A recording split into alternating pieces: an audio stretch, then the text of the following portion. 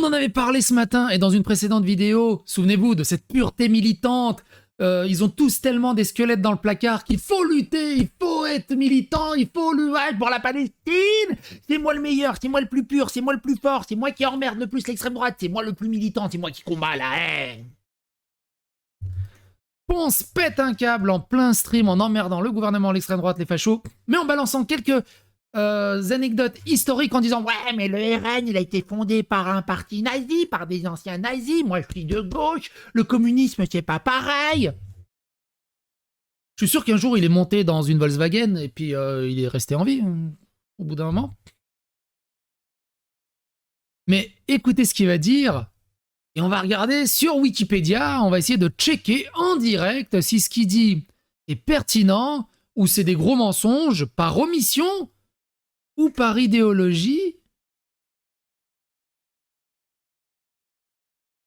Vous êtes pas prêts.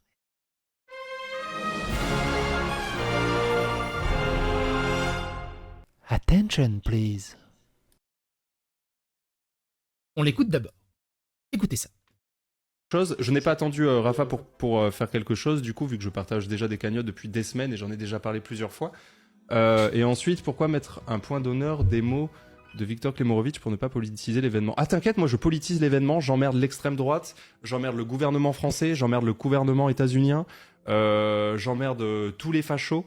J'emmerde le RN, Éric Zemmour et tout ce qu'il y a autour. Ah mais moi, je m'en bats les couilles, il y a pas de ce que tu veux. Il emmerde tout le monde et puis quand les gens lui font des réflexions, ah harcèlement, t'es pas bien, blablabla, alors qu'il a aucun respect pour les gens en fait.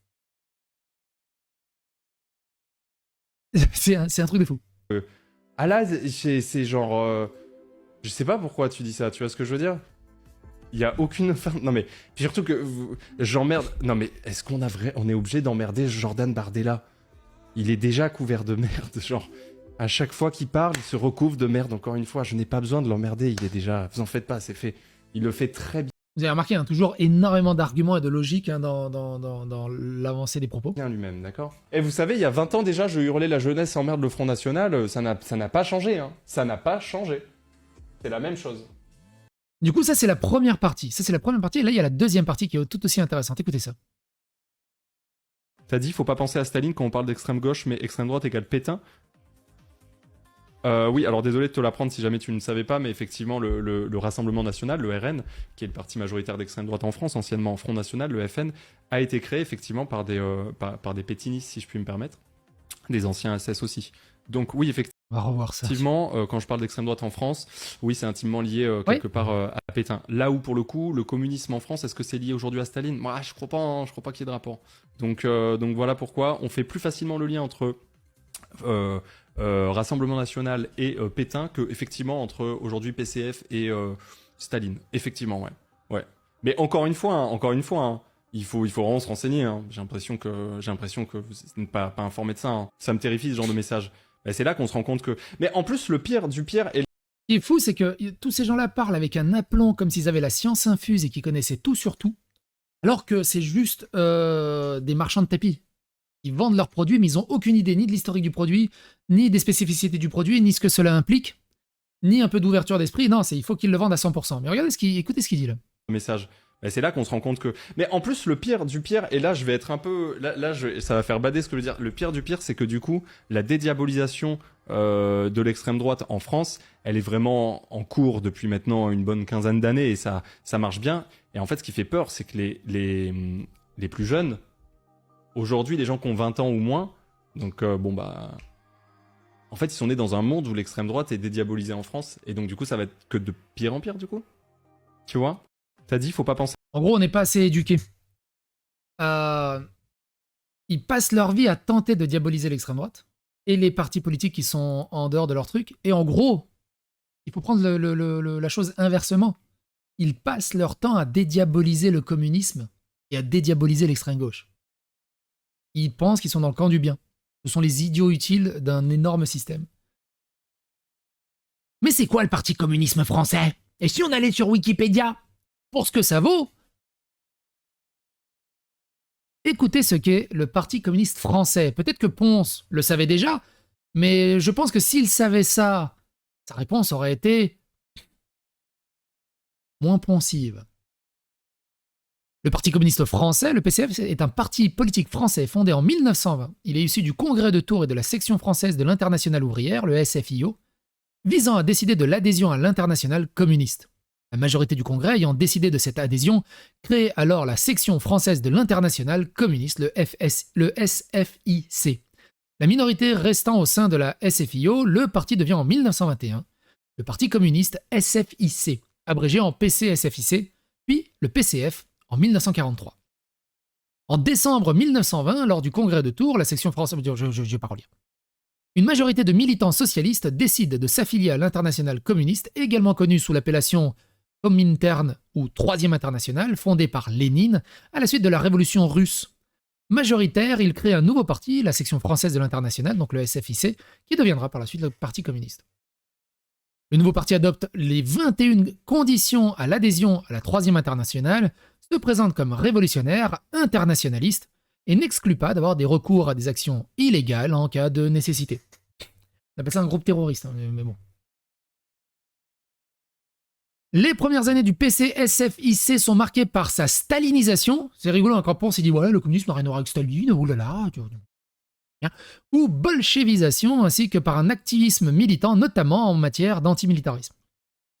Je vous invite à regarder tout le reste, hein, allez le lire de votre côté. Sur le plan sociétal, le PCSFIC suit le revirement politique stalinien de l'URSS des années 30. Il rompt avec les avancées féministes post-révolutionnaires de 1917, condamne le divorce et l'avortement.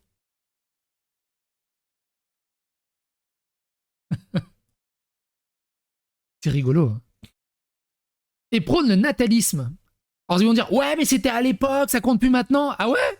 Ah ouais? Mais quand il s'agit de parler des autres, pourquoi vous remontez jusqu'au XVIIIe siècle, au XIVe siècle? Genre au IXe siècle, il s'est passé ça. Là, d'un coup, c'est plus important. Et prône le natalisme en réaction aux idées malthusiennes et eugénistes en vogue à cette époque. Le 23 août 1939, l'URSS signe le pacte germano-soviétique, un accord de non-agression et de partage de l'Europe centrale avec l'Allemagne nazie. Le PC français est ébranlé par l'annonce de ce pacte, préparé dans le plus grand secret à Moscou, mais en approuve officiellement la signature, ce qui entraîne le départ de certains militants. Pourquoi il dit pas ça, Ponce, à son chat?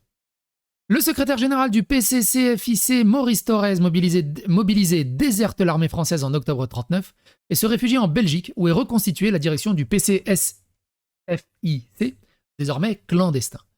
Dans les mois qui suivent la remise de plein pouvoir au maréchal Pétain, l'État français poursuit la chasse aux communistes, entamée sous la Troisième République.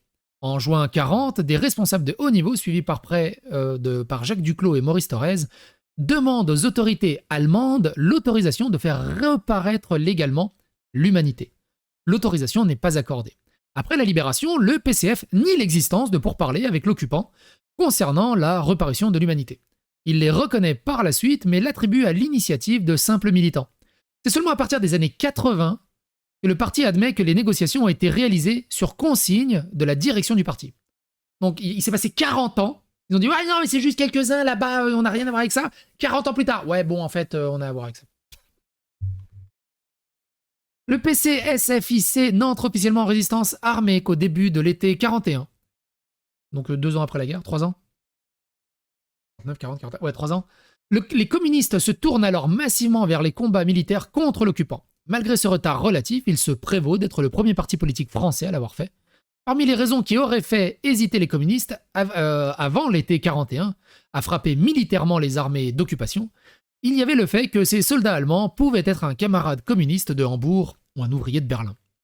En parallèle, des militants ayant quitté le PCSFIC se montrent favorables à la collaboration communiste.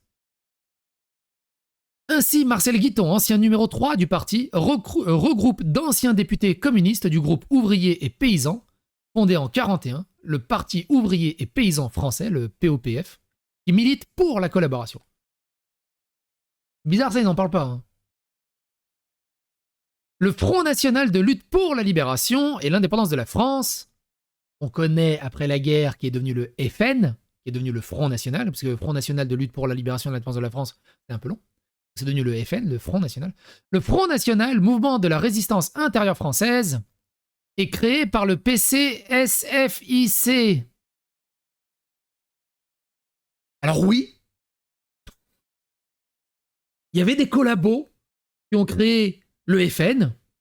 Bon. Mais c'était des communistes. Ils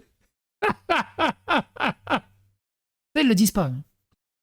Le PCSFIC devient le Parti communiste français, le PCF, en 1943, à la suite de la dissolution de l'Internationale communiste par Staline. Prout.